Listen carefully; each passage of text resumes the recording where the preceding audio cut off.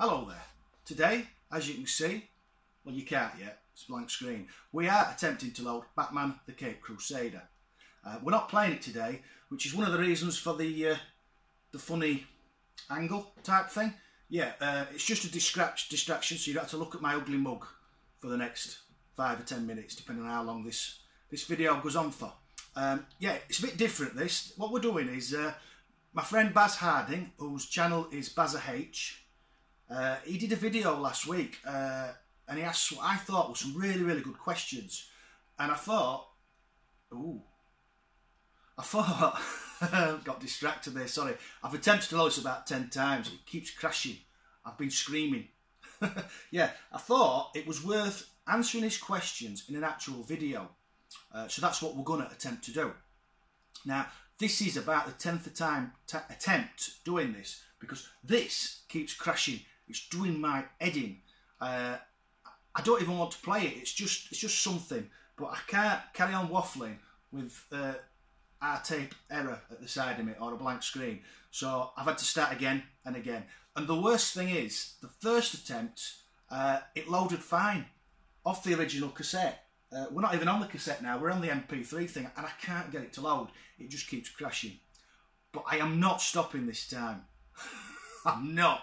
So here we go. Yeah, as I said, Baz asked some questions, and I'm going to try and attempt to answer them, but I'm going to attempt to answer them with games out of my collection. I think there are better answers out there, but I want to show you what I can answer the questions with stuff I've got, rather than just waffle.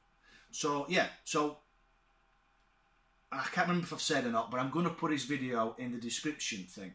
Yeah, the description bar. So I think it's worth watching his video first. But if you don't want to, as I said, I'm going to tell you the questions and then I'm going to answer them. So without further ado, let's crack on before this crashes again and makes me cry.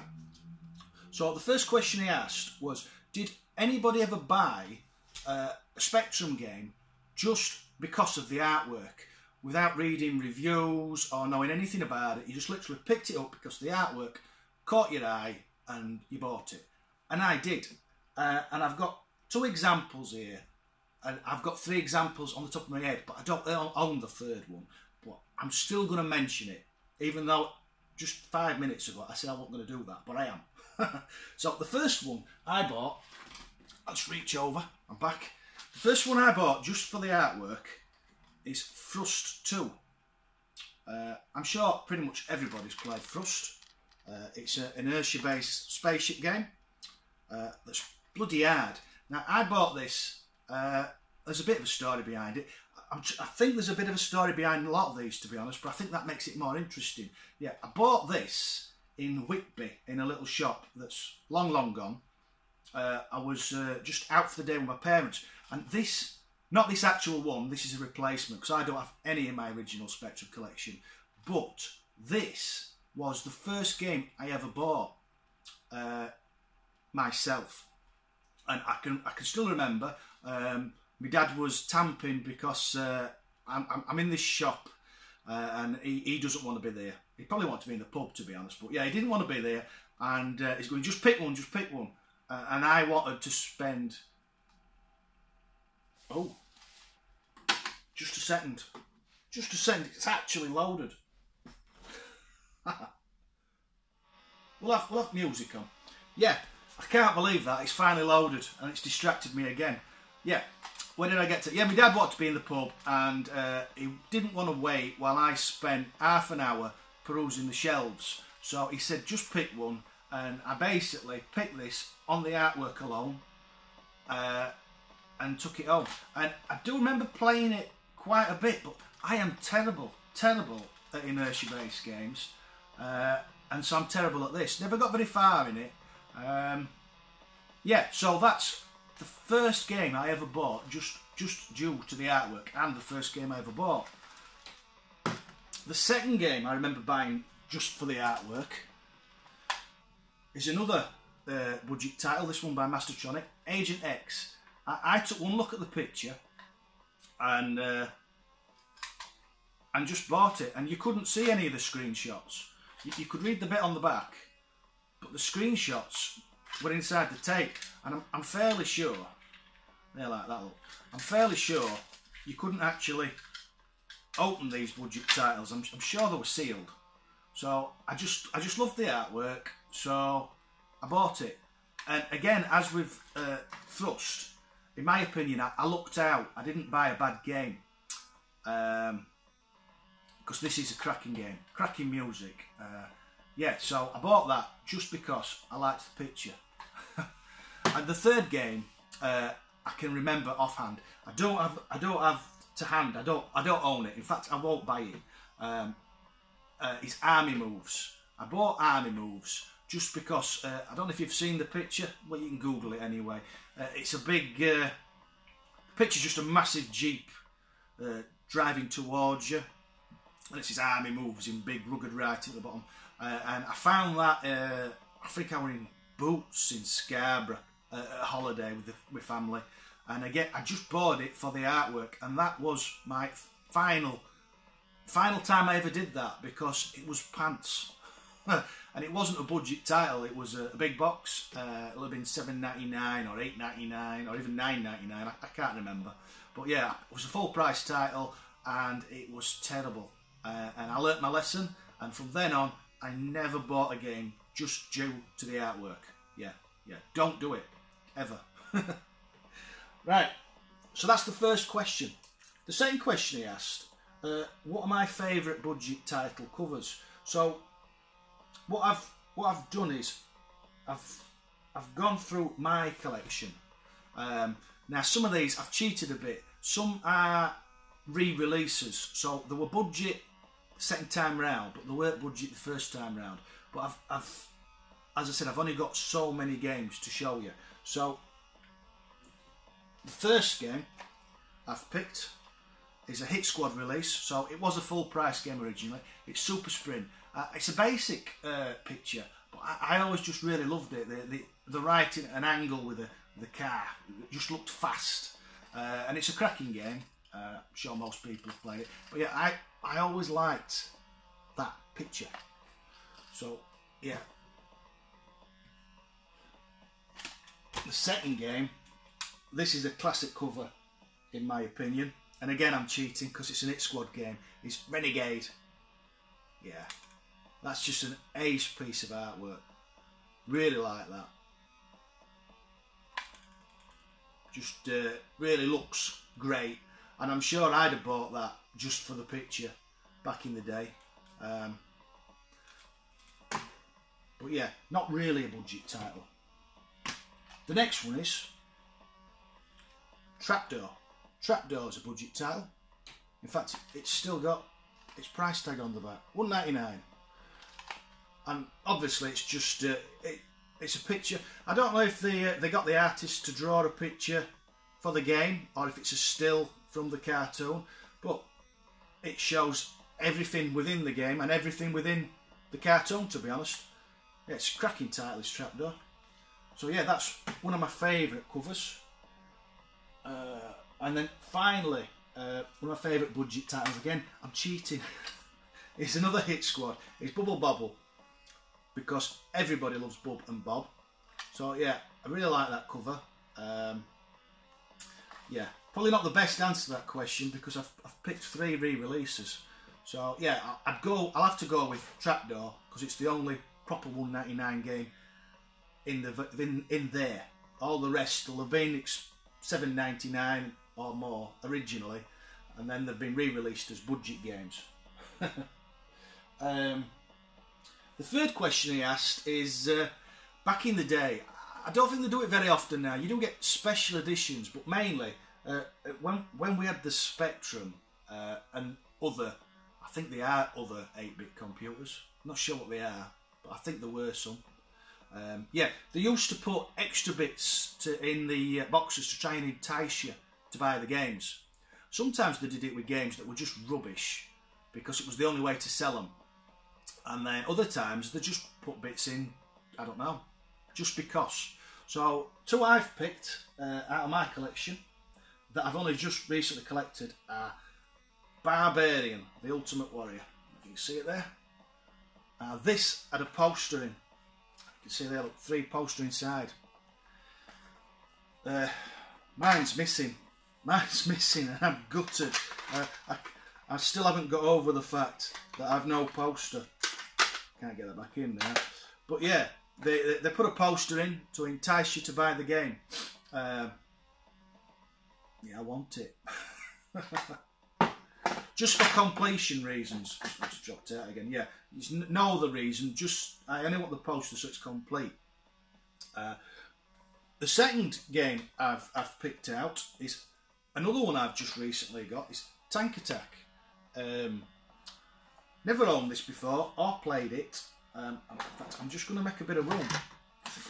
But I thought this really answered Baz's question well, because when he was on about putting stuff in a game, I've never seen one with as much stuff in it. So you've got your cassette. There we go, Tank Attack. But what you also get is some like tank pieces there, and a big instruction book, which you always got with this sort of thing. Don't know what this is. This is a control key card, so you don't forget your controls. Look, tells you what to do. But then finally, in the bottom of this box, if I can get it out, there we go. In the bottom of the box, there's an actual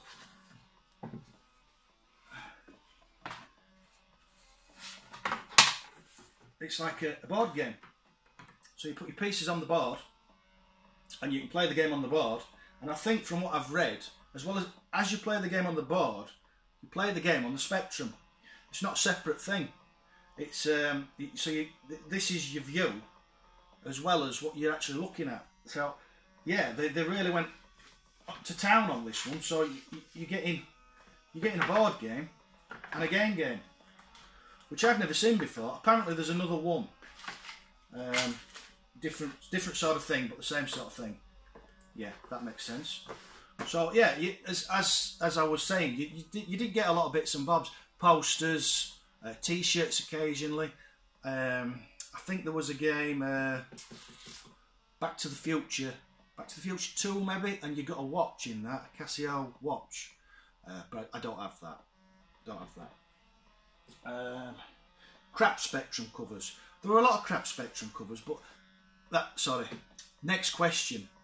Do you remember, or have you got any crap Spectrum covers? I do have a few. Some are for different reasons. A lot of the early Spectrum covers were poor, but that wasn't because, well, that was because a lot of early Spectrum games were basically done in people's bedrooms. You know, it were kids programming, and then they were getting the parents to print the covers out, and they were just, you know, it was a bedroom industry to start with. So the covers were always going to be poor. You're never going to get, or you're very unlikely to get a guy in his teens who programs and can also draw and do everything else, and then he's got the ability to print it out on glossy paper like that. Yeah, it's just not going to happen. So what you used to get is like a photocopied sheet, and they looked awful. But that's how things start, and obviously as productions got bigger and games have got more expensive, you know, quality's got better. But I do have some poor covers. This is the first one, Kagara. Now, this isn't that old a game. Well, it is. It's a Spectrum game. They're all old. But I think it's just dreadful because it doesn't tell you anything about it. And if I show you on the back, I don't know if it's focusing because I can't see the image. I'm hoping I pressed record, to be honest. Yeah, you can't even tell what sort of game it is. Now, if I picked this up back in the day, I'd have put it straight back down. That, to me, tells you nothing and doesn't sell it in any way. So the only way that's going to sell is if it's a really good game and got a really good review and you're actually looking for it. That's never going to catch your eye in a shop, is it? I mean, what is it? Is it a puzzle game? I don't know. You just can't tell. It doesn't even tell you a lot on the back. Apparently we have a pet hamster. It's just sprouted into an helicopter. It's madness. Yeah, so that to me is a terrible cover. Terrible. The next one is Quackers. Now this looks like what I was on about. You see, it's very poor quality paper. No real screenshots, nothing. It's just been printed out. Doesn't mean the game's rubbish. It doesn't sell it in any way, in my opinion. And then this, Son of Blagger. Now I originally thought, because the quality's so poor, that somebody printed this out. But when you open it up, it is proper paper, and it has has all the instructions and everything in. It's obviously not being done by a software house with a lot of money, because yeah, I mean, what is it? There's no screenshots. Again, there's nothing to entice you into buying this game, you know. Whereas when you look at like Agent X, you know, you've got your James Bond type characters and baddies and all sorts, and you know what you're buying, or it's inferring what you're buying. Whereas that, I don't know what that is. It looks like he's going for a key and being attacked by a pair of massive scissors. I don't know. So again, I'd have just put it back. And then finally, I had to slip this in. Renegade 3. I hate it. See, that is, it's a decent enough cover, but it's mis-selling. You see, they're lying to you. A bit like Army Moves. It promises so much, but delivers so little. Yeah. See, this would have enticed you in the shop. Big shiny cover. You remember Renegade, Target Renegade. You'd have picked that up and bought it. But it's terrible. Hate it. Finally, final question was, what is my favourite Spectrum cover? And that's why this is playing in the background. This is my favourite Spectrum cover. There you go, look. Batman the Caped Crusader. It's brilliant, that. It captures everything about the comic and the game. It's Bob Wakeling artwork, who passed away last month, and to be honest, every cover Bob did was brilliant. Where Time Stood Still, Nomad, I'm grasping, not very good, and I don't like writing loads of stuff down, but yeah, everybody knows you know, Bob's work, and this for me, in answer to Baz's question, is my favourite cover of all time. Yeah, I had this version. Unfortunately, the poster's missing. It'd be framed on the wall if I had it, but I don't. But yeah, Batman the Caped Crusader. That's my favourite piece of Spectrum box.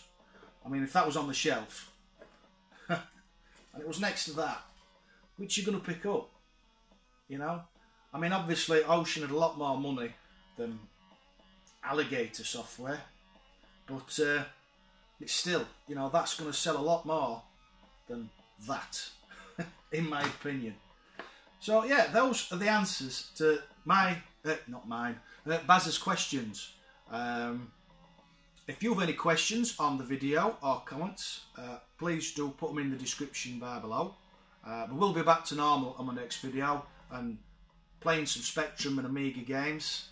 And we might be tackling my first NES game. I got something a bit interesting last week that I will share with you in a future video. Yeah, I think that's about it. I've nothing else to say apart from I hope you enjoy this, Baz. Thanks for watching, as ever, those who did. Please like, comment, subscribe and all that whatnot, and I'll catch you later. Bye bye.